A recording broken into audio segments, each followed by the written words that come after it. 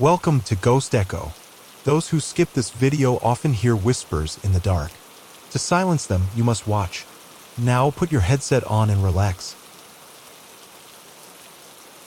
The lonely highway stretched endlessly through an unfamiliar town, flanked by skeletal trees. The sky was heavy with thick gray clouds, swallowing the last hints of daylight. Clara Reynolds, a 32-year-old journalist, drove her aging sedan with a furrowed brow, gripping the wheel tightly. She glanced at the GPS on her phone, route recalculating. As the signal flickered, she exhaled, frustrated. Great. Just great. One wrong turn and now I'm stuck in nowhere, she muttered to herself. Her eyes flickered to the rearview mirror. For a second, she swore she saw a shadow in the back seat. Her breath hitched as she whipped her head around. Nothing. Just her overactive imagination.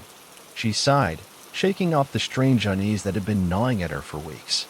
The strange dreams, the moments of déjà vu, the nagging feeling that something was off in her world. Then as she spotted it, up ahead, a small cemetery lay tucked behind wrought iron gates, where a funeral procession gathered in silent reverence. A priest stood by a grave, murmuring a prayer. Something about the scene drew her in. She slowed, debating whether to stop. She didn't know anyone in this town. Why would she? Yet, there was a compulsion, a pull deep in her chest. Clara parked and stepped out. The wind whispered through the trees, carrying something that almost sounded like her name. Clara, her breath caught in her throat. She looked around, but the road was deserted. She shook it off and headed toward the cemetery gates. She approached cautiously. The mourners stood in tight clusters, faces obscured by shadows, heads bowed. The priest's words were low and rhythmic, but the language was foreign, something guttural, ancient. Her gaze drifted to the casket, sitting open above the grave. It was empty. She frowned. That was odd. Stepping closer, she peered at the mourners. Their faces remained blurred, like a camera out of focus. No matter how hard she tried to concentrate, she couldn't make out their features. A shiver crawled up her spine. Then her gaze dropped to the gravestone. The moment she saw the name, her stomach lurched. Clara Reynolds born. 1992 died. Today her breath came in short, ragged gasps. No, that's impossible, she whispered. She stumbled back, knocking into a mourner. The person didn't react, as if they didn't even notice her. Panic flared in her chest. She turned to the priest, her voice urgent. Excuse me, there must be a mistake. This is my name. This isn't real. The priest continued speaking as if she wasn't there. Hello? Do you hear me? She called louder, desperation creeping into her tone. She reached for his arm, her hand passed through him like mist. She gasped, stumbling back. A wave of vertigo crashed over her. The wind picked up, the whispering voices growing louder, a symphony of unintelligible murmurs. Then, one of the mourners turned their head toward her. Their face was wrong, distorted, eyes too deep, hollow pits that seemed to suck in the light. Clara screamed. She spun to run, but the path out of the cemetery was gone, replaced by an endless row of gravestones stretching into the darkening sky. Her own name was carved onto each and every one. Clara clutched her chest, breath hitching. Her reality was unraveling, warping around her. She turned to the casket again. It was no longer empty. Inside, she saw herself, pale and lifeless. The whispers crescendoed into a deafening roar. Then Clara's breath came in short, sharp gasps as she sprinted from the cemetery. The wind howled behind her, carrying the eerie whispers that still rang in her ears. She didn't dare look back. Her car was exactly where she left it. Hands trembling, she yanked the door open and collapsed into the driver's seat, jamming the key into the ignition. The engine sputtered to life. Without hesitating, she floored the gas pedal, speeding away from the cursed graveyard. As the town's desolate streets stretched before her, she fumbled for her phone. The screen glowed with the no-signal message. She let out a frustrated groan but kept trying, dialing her best friend Mara's number first. It rang and rang. No answer. She tried her parents. No answer. Her hands shook as she gripped the wheel. This wasn't normal. Something was terribly, terribly wrong. Finally, she saw the familiar outline of her apartment complex. Relief flooded her as she parked, rushing inside. Slamming the door shut, she locked it and leaned against it, chest heaving. The familiar space felt foreign, off in a way she couldn't pinpoint. The air was too still. The shadows in the corners stretched just a little too far. She needed to see herself, to confirm she was real. With hurried steps, she crossed to the bathroom and flicked on the light. Her reflection stared back at her from the mirror, pale and wide-eyed. She let out a breath, pressing her hands to the cold sink. I'm real. I'm here. But then, a flicker. A tiny, imperceptible lag between her movement and the reflection's response. Clara's stomach clenched.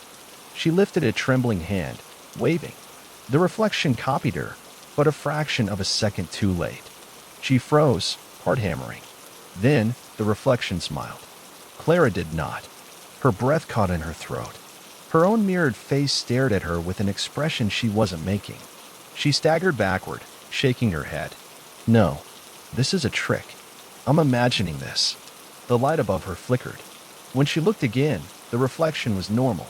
Her hands clenched into fists. She couldn't stay here. She had to go back. Had to understand what was happening. Clara stood at the cemetery gates, her breath forming clouds in the frigid air. The place should have been empty. The funeral should have ended hours ago. But it hadn't. The mourners were still there, standing in the exact same positions, the priest still murmuring his impossible prayer. Clara's skin crawled. It was as if time had folded in on itself. She moved closer, trying to listen. The language they spoke was still foreign, thick with an ancient cadence.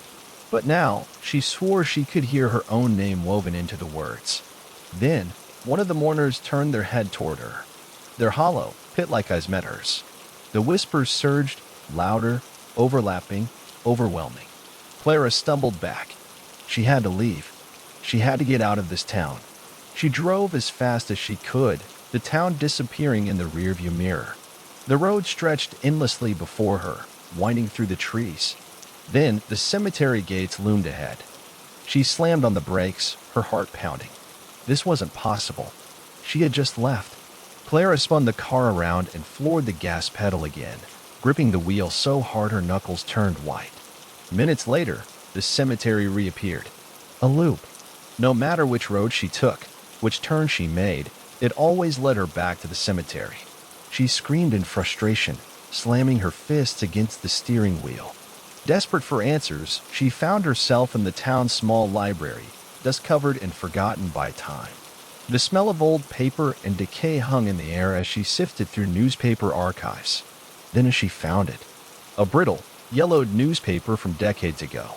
Local woman vanishes without a trace. The grainy black and white photo beneath the headline made Clara's blood run cold. It was her. Or rather, someone who looked exactly like her. She scanned the article, breath catching on key details. The woman had been last seen near the cemetery. The funeral had been held in her honor, despite the absence of a body. Clara's fingers trembled as she traced the words. Her face was in an article from decades ago. How? A slow, suffocating realization sank into her chest. This wasn't just happening to her. It had happened before. She returned to the cemetery, determination overriding her fear. The mourners were waiting for her now. And this time, when she stepped onto the grounds, they turned toward her in unison. A hush fell over the crowd. The priest stepped forward, his eyes locking onto hers. When he spoke, his voice was no longer foreign. It was clear, crisp, familiar. You've been gone a long time, Evelyn. Clara stiffened. Evelyn. That wasn't her name. No, she whispered, shaking her head. My name is Clara. The mourners shook their heads in eerie unison. The priest smiled, sorrowful. No, my dear. You died long ago. Clara's world shattered. She staggered back, the weight of the truth pressing against her chest, threatening to crush her. The whispers rose again, echoing her name. Both names, as reality itself began to warp around her. The headstones shifted, the casket's lid creaked open once more. Inside, the body stirred. And this time, it opened its eyes. Clara wandered through the town's empty streets. her mind a tangled mess of fear and confusion. The priest's words echoed in her skull. "You died long ago." It couldn't be true. It wasn't true. But the newspaper article, the funeral, the mourners calling her by another name, nothing made sense anymore. The town felt different now, like a place that had never truly existed, suspended between life and death. The air carried a weight, a hush that swallowed sound. Even her own footsteps seemed muffled. She didn't know where she was going, but something guided her deeper into the forgotten parts of town, where the roads cracked with neglect and the buildings stood like hollowed-out corpses. Then she saw it, an abandoned house at the end of a lonely street, its windows dark and shattered, its door hanging open as if expecting her. A wave of nausea rolled through her, but her feet carried her forward. The wooden steps creaked beneath her weight as she entered. Dust floated in the stale air, the scent of rot clinging to the walls. Inside, the house was eerily preserved, as though someone had lived here once and simply vanished. The furniture was covered in sheets, their shapes distorted like shrouded figures. And then she saw them, the photographs. They littered the walls, scattered across tables, some stuffed into broken frames. Her breath hitched.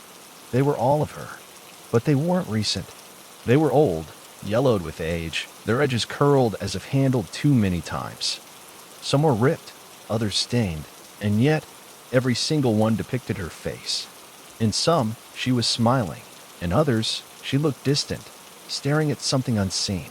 Her fingers trembled as she picked one up. The back was marked with a date, March 2nd, 1978. Clara's blood ran cold. That was impossible. That was decades before she was born. The floor creaked behind her. She spun, her heart hammering. A man stood in the doorway, watching her. His face was gaunt, his eyes sunken but filled with something unreadable. He looked familiar, but she couldn't place him. He stepped forward cautiously, his voice barely above a whisper. "I was wondering when you'd come back." Clara swallowed, her throat dry. "Who are you?" The man exhaled slowly, as if the words he was about to say carried an unbearable weight. "I'm your brother." Clara took a step back. No, that's not possible. She had no siblings. She was an only child. She knew she was. But something in his gaze, an aching sadness, a longing, made her hesitate. "You don't remember, do you?" His voice was pained. "Evelyn." She stiffened at the name. It didn't belong to her, but the way he said it, it felt like it should. He sighed, glancing at the photographs. "You died," he said, almost gently. "A long time ago. There was an accident. A car crash. I was with you when it happened." His voice broke on the last words, and for a moment, he looked like a man weighed down by grief, so heavy it had never left him. Clara shook her head violently. "No, that's not true. I'm here. I'm alive." He didn't argue. He only studied her, his expression unreadable. "Something's keeping you here," he murmured. "Something you haven't finished." The words sent a shiver through her. As if on cue, the air in the house shifted. A whisper rippled through the room. Not from him, not from her, but from everywhere. Clara's eyes darted around. The house seemed to darken, the shadows stretching, twisting. From the corner of her vision, movement. Figures. Standing in the dim recesses of the house, their forms barely solid. Watching. Whispering. She staggered backward, her chest tightening. "Who are they?" she gasped. Her supposed brother's face darkened. "They're waiting." "For what?" His answer came like a blade to the gut. "For you." A strangled breath left Clara's lips. The figures, dozens of them, faceless but familiar, stood still, murmuring to one another. Their voices bled together, one phrase rising above the rest. "Unfinished business." Clara's knees weakened. The room seemed to tilt. Her pulse pounded, a frantic drumbeat against her ribs, until she realized something horrifying. It was slowing. A cold, creeping numbness spread through her limbs. She looked down at her hands. Her skin had paled, a sickly, translucent hue creeping in. Her veins darkened beneath the surface, like ink seeping through paper. She lifted trembling fingers to her wrist, searching desperately for a pulse. It was faint, weak, fading. Her breath hitched. "What's happening to me?" Her brother, if that's who he really was, watched her with sorrow. "You're remembering." "No, no, this isn't real," she whispered, but her voice came out wrong, thin, distant, as though it didn't fully belong to her anymore. Her skin felt loose, like it was shrinking. The air pressed against her chest, suffocating. She took a step forward, but her knees buckled. She barely caught herself against the table. Her fingers grazed the newspaper clippings scattered across it, and something in her mind cracked. Images flooded her. A night road, rain pouring in sheets, headlights cutting through the dark. Laughter, her laughter, mixed with her brother's voice. A sudden, blinding flash. Metal screaming. Glass shattering. Pain. Cold. Silence. The memory hit her like a freight train, forcing her to her knees. The accident. The crash. She had died. The whispering grew louder, circling her like a swarm. The ghostly figures stepped closer. Clara's breath came in shallow gasps. She could feel herself slipping, her body no longer fully here. The town, the house, the photographs, it was all a construct, a place caught between worlds. And she was part of it. Her brother knelt beside her, gripping her shoulders. "You have to let go," he said, urgency creeping into his voice. But Clara couldn't. Some part of her still refused to accept it. And the town wasn't letting her go. Not yet. The town had become a shifting labyrinth of flickering streetlights and endless roads folding in on themselves. Clara ran, her breath ragged, her pulse barely there. But no matter how far she went, she always ended up back at the cemetery. The gravestones stretched endlessly into the void, her name carved into each one, mocking her. The wind carried whispers that no longer felt like separate voices, but one singular entity pressing into her mind, whispering the truth she didn't want to face. She wasn't supposed to be here. She wasn't supposed to exist anymore. The sky above cracked like shattered glass, revealing a vast, endless blackness beyond. The buildings around her flickered in and out of existence, like a dying signal struggling to hold on to form. The streets bled away into nothingness, and with them, the town's illusions crumbled. She saw flashes of her life, or what she thought was her life, flickering between the dissolving structures. Her apartment, the places she used to frequent, the people she once loved. But they were distortions, echoes of memories long detached from time. They twisted and warped before disintegrating into dust. Clara clutched her head, nausea rolling through her as the weight of truth pressed down on her chest. She had been reliving this day, over and over.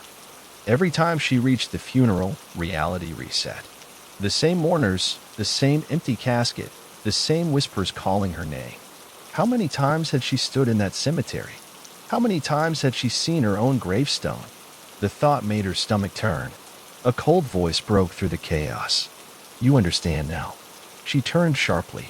The priest stood in the middle of the disintegrating town, untouched by the swirling darkness consuming everything. His black robes flowed unnaturally, as though they were part of the void itself. His face, now more shadow than flesh, twisted into something unreadable. The wind around him was silent, an eerie stillness contrasting the madness unraveling behind him. Clara's throat tightened. "What is this place?" "A limbo," the priest said. His voice echoed unnaturally, layered, as though multiple versions of him spoke at once. "A place for those who refuse to move on. For souls like yours, clinging to a past that no longer exists." She shook her head, stepping back, but the ground beneath her cracked like thin ice. "No, I didn't ask to be here." The priest took a step forward, the void shifting with him. "And yet, you return, over and over, trapped in the cycle of your own denial." A bitter laugh escaped her lips, despite the fear clawing at her. "So, what? You're some kind of grim reaper." "I am a keeper of lost souls," he corrected. "A guide for those who stand at the threshold between life and what comes after." He tilted his head, studying her. "You were given a funeral, Clara. But a funeral is not just for the dead. It is for the living, to grieve, to let go. And yet, you linger." Clara clenched her fists. "Because this isn't fair," she shouted. "I didn't choose to die. I didn't get to say goodbye. One moment, I was alive, and the next, I was this." She gestured at herself, at the unraveling world around them. How am I supposed to just accept that? The priest's gaze darkened. You misunderstand. He lifted a hand, and suddenly Clara felt something shift inside her. A cold realization sank into her bones. She had chosen this. Not in the way she thought, not consciously, but she had made a decision, long ago, without realizing it. Every time she refused to believe, every time she ran from the truth, she had kept herself here. She had clung to her name, her face, her existence, refusing to let go. In this place, this twisted, decaying version of reality had become her prison. The cemetery flickered into view again, the final thread of this illusion holding strong. The mourners, still trapped in their endless loop, stood around the grave. The wind carried the echoes of prayers in a language she would never understand. The casket remained open, waiting. The priest gestured toward it. One final choice remains. Clara's breath came in shallow gasps. Step forward, accept what has already happened, and move on. Or remain. His voice grew colder, heavier. Remain in the cycle, reliving your funeral. Again, and again, and again. The weight of it crashed down on her, suffocating. The sky above twisted, the shadows creeping closer, dragging the town further into oblivion. This was it, her last chance to break free. Her legs trembled as she took a step forward. Then another. The casket loomed before her, empty yet waiting. A shuddering breath left her lips as she looked inside, and saw herself. The lifeless version of her lay still, eyes closed, hands folded peacefully. There was no horror in that face, no terror, only acceptance. It wasn't grotesque or nightmarish. It was quiet, a truth that had always been waiting for her to see it. Her heartbeat, faint, weak, slowed even more. The whispers became softer. The cycle could end, but only if she let it. The memories returned in a violent flood, tearing through Clara's mind with merciless clarity. The dark road slick with rain, the blinding headlights of an oncoming truck, the sickening crunch of metal twisting upon impact. She had been driving that night, lost in thought, her mind elsewhere, anywhere but the present. The moment had been quick, merciless, a blink between life and death. She staggered backward, gasping as the weight of it crushed her chest. The accident had stolen everything from her. Her future, her dreams, her very existence. But she had refused to see it. She had buried the truth, cocooned herself in the illusion that she was still alive. That she had simply taken a wrong turn and wandered into something strange, something unnatural. But the real horror wasn't the funeral, the mourners, or the unraveling town. The horror was that she had done this to herself. The chanting grew louder, rising like a storm around her. The mourners stood in a perfect circle now, their faces still blurred, their mouths moving in rhythmic unison. They were not strangers. They were remnants, echoes of those she had left behind, fragments of grief given form. And they were calling for her. Her name rolled from their lips like a prayer. The priest stood beside the open casket, his dark eyes watching her with neither malice nor sympathy. His presence was absolute, an immovable force standing at the crossroads of her fate. You must decide, he intoned, his voice reverberating through the collapsing town. Clara's breath shuddered as she looked around. The sky above was splitting apart, jagged cracks exposing an abyss beyond. The buildings melted into shadow, entire streets swallowed into nothingness. There was no escape, no road to take, only this moment. She turned back to the casket, staring at her own still form. Her body was untouched, peaceful, as though simply waiting for her. If she stepped inside, if she accepted what had already happened, she could be free. The voices would fade, the nightmare would end, and whatever lay beyond this existence would finally reveal itself. The warm glow of something unseen shimmered at the edges of her vision, beckoning, promising peace. But the other option, the other choice, was still there. She could reject it. She could fight. She could deny the truth and hold onto the fragile threads of whatever was left of her consciousness. But what would that mean? She already knew. The funeral would begin again. She would wake up on that lonely highway, stumble upon the same mourners, stare in horror at the same gravestone. Over and over. Forever. Her fingers trembled at her sides. The priest watched her, waiting. The casket remained open. She had to choose.